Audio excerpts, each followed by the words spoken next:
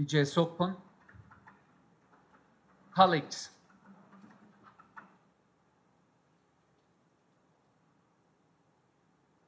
so I believe that everything we do should have something close to what Dorji Wangchuk was speaking about when he spoke about mindfulness.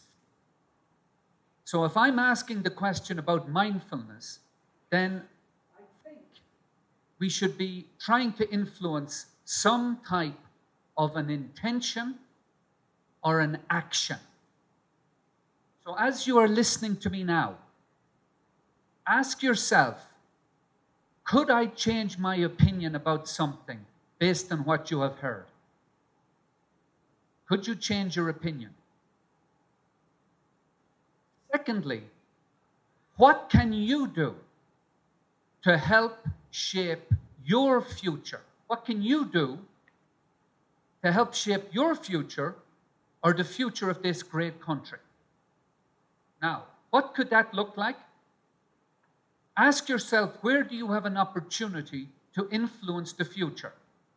It could be in a conversation with one of your MPs. It could be talking to one of the government officials within the NEC. It could also be volunteering with one of the great CSOs that have been part of the process of today, such as BCMD or Helvetas. So how can you influence your future? So how can some of the following suggestions, how can you engage with them? Or how can you engage with something you heard earlier on today? Action and intention. The title of my short presentation is Balancing Mind and Heart for Democracy and the Environment. Balancing Mind and Heart for Democracy and the Environment.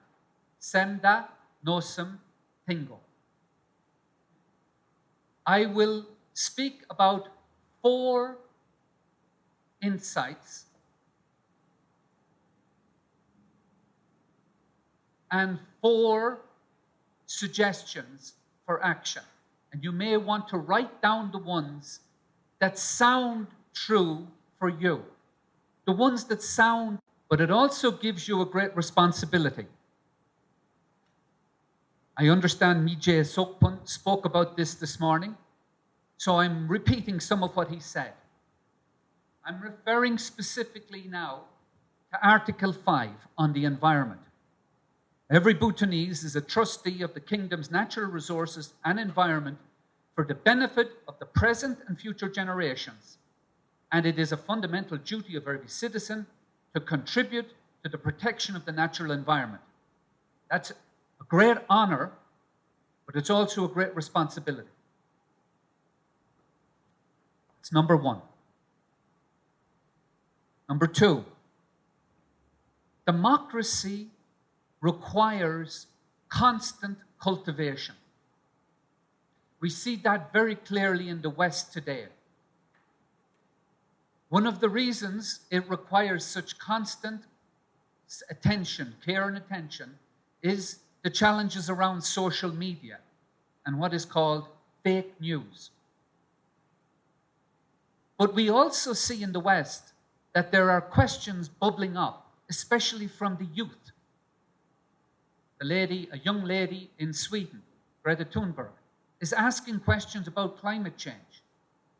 This can soon start to happen more often here in Bhutan as well.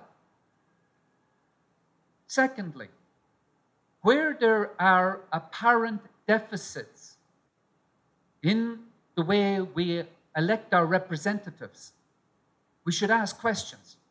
So, for example, the Royal Government of Bhutan and the United Nations earlier this year produced what is called the National Human Development Report.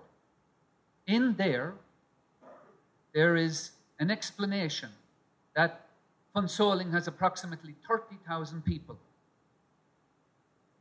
The Lord Mayor of Phuntsholling was elected by less than 200 people. And that's connected to how the votes and the person who has the ability to vote is decided. But if we have 30,000 people living in Punsoling and only 200 people are actually influencing the election of the Lord Mayor, there's a question to be asked. Number 3, some really interesting research has gone on around the psychology of connecting democracy and climate action. Ugen, can you circulate this document to as many tables as possible? Of course, I think you don't have many to circulate. It's a mind-body behavior. If this is of interest to you, just take a copy of it, take a photograph of it with your phone. And you will see that it's available on the internet for free. The title of the document is Mind, Society, and Behavior. It says some very interesting things. For example, the power of the media to shape how we think is huge.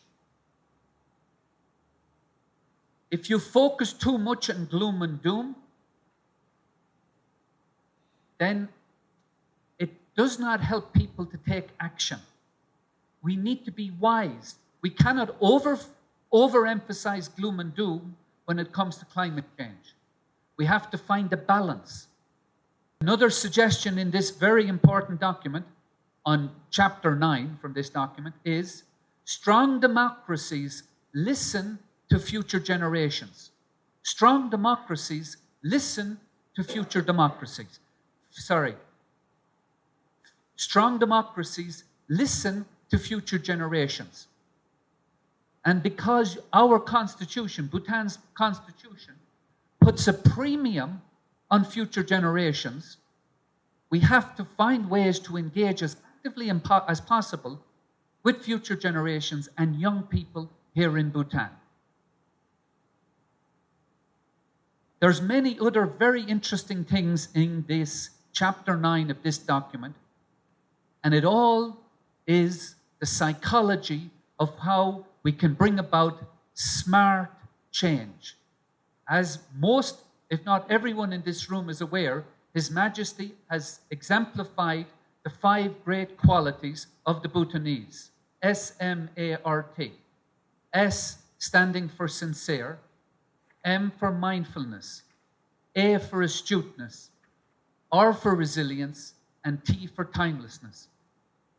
This is a great document if we want to find the wise way to bring about change in our vibrant democracy.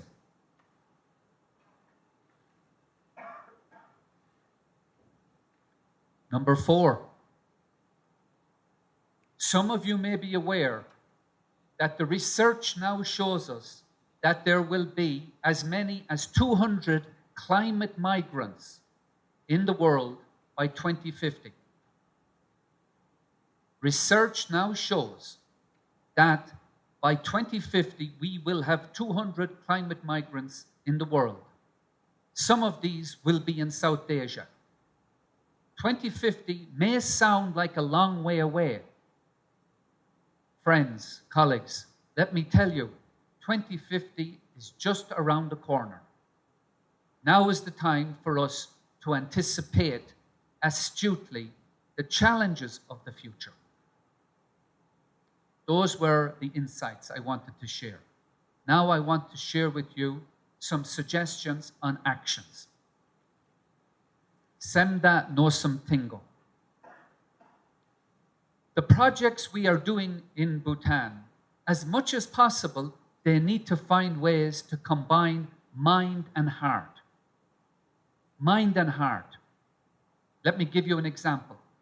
The United Nations, UNDP, we're bringing in 300 electric vehicles over the next 2 years. We're going to We're going to reduce pollution. We're going to help the private sector because this is growing the Bhutanese Taxi Association, the members of the Bhutanese Taxi Association. But most importantly, we're going to reduce our dependence and the money we spend on expensive fossil fuels, and we're going to use our own electricity. This is Senda Nosam Tingo in action. And if we are astute, we can find similar types of work across all the areas that we work in. Number 2, democracy needs cultivation. Here are 2 suggestions. Number 1, the last Youth Parliament occurred on the 6th of January 2017. 6th of January 2017. 19, almost 2.5 years ago. Let us consider reactivating the Youth Parliament. I know there were some challenges, but we have learned lessons, and we are wise enough to apply the lessons we have learned. The second suggestion goes back to what I was saying about in the election of the Lord Mayors of, for example, Punsoling, we include much more of the people who live in Punsoling, so that the people of Punsoling can have a direct influence on their main representative. Number 3, the media is right at the heart of shaping the future. We need to continue to build and strengthen. The United Nations does this. We need to do more. And other sections of society can also assist. Finally, it's very interesting that the last session was on education. We have to not only strengthen education in the high schools, lower secondary schools, but we also need to strengthen the universities of Bhutan. Increasingly, we need to be seeing this as the crown jewel of the education system. And if it truly is the crown jewel, all parts of the education system are important, then we need to give it the finances it needs, because so many of our young people are going to our own universities and preparing for the future.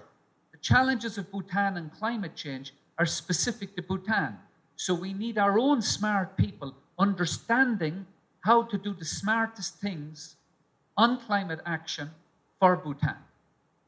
And I believe the Royal University of Bhutan, but also the private universities such as RTC and Richter and Paro, can also be such a great backbone to helping us find the smartest ways to adapt to the challenges of climate action going forward.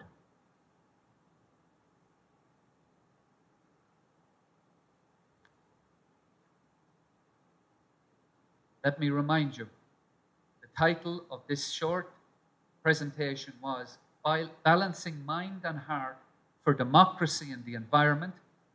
And I wish that the United Nations will continue to be a good partner in helping the Royal Government of Bhutan, the Parliament, and the citizens of this great country continue to protect its future, which is so important, not just to Bhutan, but also to the world we live in. Kadan Shela. I am so deeply touched.